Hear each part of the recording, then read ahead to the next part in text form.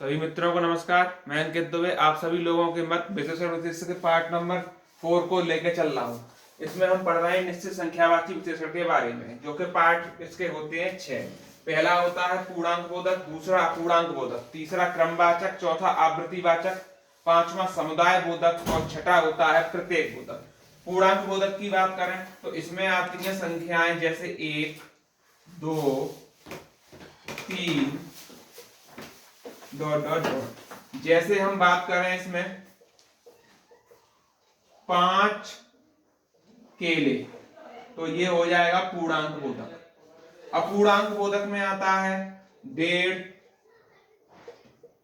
2.5, सवा, आगे भी। जैसे अब इसका भी एग्जांपल हम लेना चाहें तो जैसे कोई भी एग्जांपल ले लें,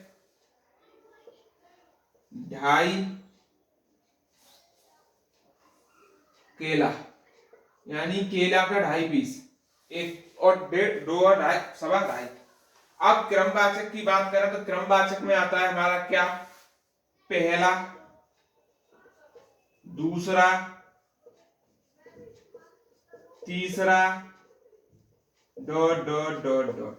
अब बात करें आवृत्तिवाचक। आवृत्तिवाचक में आता है, यानी गुणे की बात करें तो यानी कि 2 गुना, 4 गुना, किसी भी संख्या के बाद गुना लगा दो। अब समुदाय बोधक क्या होता है, समुदाय बोधक की हम बात करते हैं तो होता है दोनों, चारों, डॉट डॉट डॉट, कुछ भी आ सकता है। प्रत्येक बोधक में हर एक आ जाएगा, एक एक आ जाएगा, यानी युग्म बना के इसमें आता है। इस तरह हमारा निश्चित संख्यावाची विशेषण जो है वो कंप्लीट हो जाता है।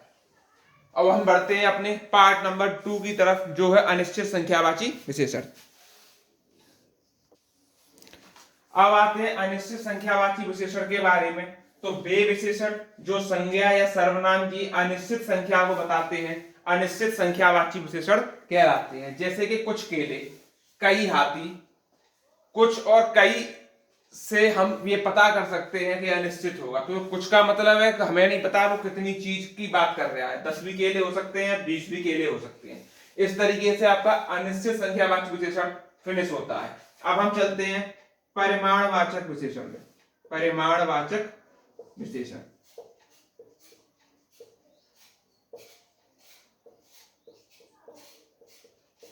इसकी बात करें तो ये 2 प्रकार का होता है। एक होता है निश्चित परिमाणवाचक विशेषण और एक होता है अनिश्चित परिमाणवाचक।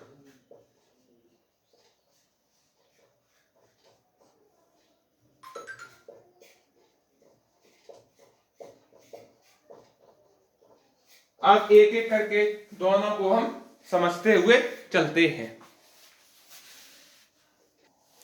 अब हम बात करते हैं निश्चित परिमाणवाचक विशेषण के बारे में। पहले तो परिमाणवाचक विशेषण वो है जिसमें हम माप तौल कर सकें। कोई भी चीज कितने ग्राम है, कितने किलोग्राम है, इसके बारे में हमें माप तौल की जानकारी हो तो हम इस विशेषण के बारे में पता करें। जैसे निश्चित परिमाणवाचक विशेषण होता है वे संज्ञा या सर्वनाम जिनकी निश्चित मात्रा को नापा तौला जा सके, उन्हें बोलते हैं निश्चित परिमाणवाचक विशेषण। जैसे कि 5 किलो आटा है, 2 किलो गेहूं है, तो हम इनको माप तौल कर पा रहे हैं।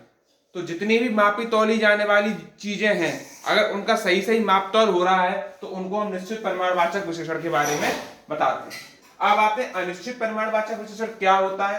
वे संज्ञा या सर्वनाम जिनकी मात्रा को तौला ना जा सके, यानी हम उसकी माप तौल ना कर सकें। जैसे थोड़ा दूध, कुछ सरसों, अब हम उसको माप तौल नहीं पाएंगे, कुछ सरसों कितनी है हमें कोई आइडेंटिफाई इसको नहीं कर सकते। इस तरीके से आपका परिमाणवाचक विशेषण भी कंप्लीट होता है। अब हम चलते हैं अपने अगले पार्ट की तरफ, जो है हमारा सार्वनामिक विशेषण। अब सार्वनामिक विशेषण के बारे में हम समझते हैं।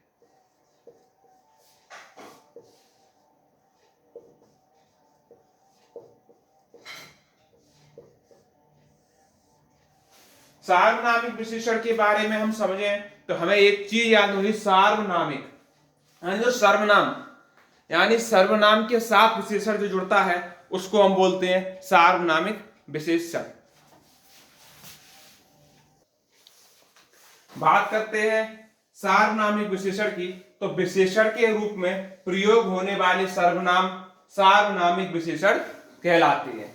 कैसे सर्वनाम? जैसे हमने बोला यह आदमी लंबा है, यह आदमी लंबा है, तो यह आदमी जो है उसमें जो यह वर्ड आया है वो सार्वनामिक विशेषण है। आगे की क्लास को हम कल कंटिन्यू करते हैं, जिसमें सार्वनामिक विशेषण आपका कंप्लीट होने के साथ ही हम विशेषण की अवस्थाओं के बारे में अध्ययन करेंगे, जिसमें हम बताएंगे कि विशेषण की 3 अवस्थाएं होती हैं, मूलावस्था, उत्तरावस्था, उत्तमावस्था। इन तीनों के बारे में अध्ययन करते ही हम प्रविशेषण की तरफ पहुंच जाएंगे और फिर आपका चैप्टर जो है पूरा कंप्लीट हो जाएगा। तो वीडियो कैसी लगी हमें कमेंट बॉक्स में जरूर बताएं और सभी लोगों को इस वीडियो तक पहुंचाएं, जिससे कि सभी लोग आने वाले समय में हिंदी की तैयारी बिल्कुल फ्री तरीके से कर पाएं। धन्यवाद।